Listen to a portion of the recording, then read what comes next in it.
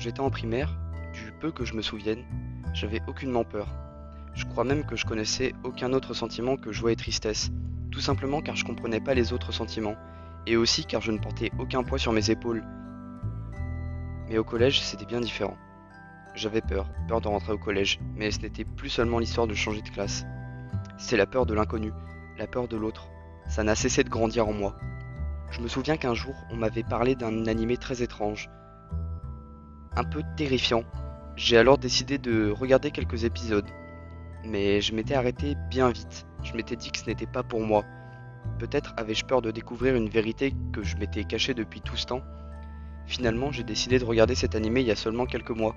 Et nous voilà aujourd'hui pour parler de cet animé qui a quelque peu modifié ma vision des autres. Et nous allons voir en quoi. Shinji, protagoniste d'Evangelion, un simple enfant au départ. On ne peut pas vraiment dire que c'est un garçon qui a peur à première vue. Il paraît banal, sans intérêt. Pourtant c'est bien là la réponse à ce pourquoi nous ne voyons aucunement cette peur au début. Car il est insignifiant.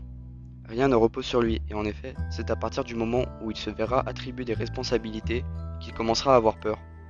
Peur de lui-même, mais aussi peur de la vision qu'ont les autres de lui, de la vision que son père a de lui.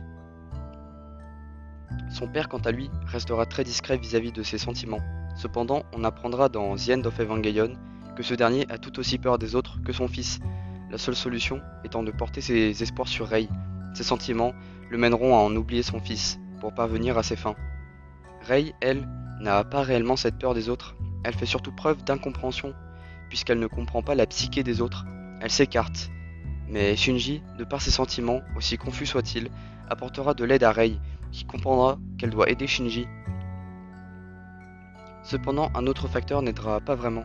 Je parle ici de Asuka, qui au premier abord nous paraît très forte, mais c'est là la meilleure représentation de la peur des autres. Puisqu'en réalité, tout ça n'est qu'une façade. Asuka nous montrant seulement que la bonne partie d'elle aux autres, pour que ces derniers la félicitent de ses exploits. Mais après de nombreux échecs, cette dernière verra son mental s'affaiblir et sa peur des autres gagner du terrain. Mais dans The End of Evangelion, Asuka comprendra que ce n'est pas vraiment des autres qu'elle a peur, mais de sa mère. Elle a toujours eu peur de décevoir sa mère, et c'est à cause de ça qu'elle ira essayer de trouver refuge en le regard des autres. Mais elle parviendra à surmonter cette peur lors d'un affrontement dans The End of Evangelion. Débarrassée de cette peur, elle prendra conscience de ses vraies capacités. Et il existe encore bon nombre de personnages ayant tous une vision différente de leur peur des autres. Nous voyons la peur comme quelque chose de mauvais, mais ne serait-ce pas ce moteur qui nous sert chaque jour à nous dépasser? Puisque nos peurs sont faites pour être surmontées, et la peur du regard des gens est une de ces nombreuses peurs que nous pouvons avoir.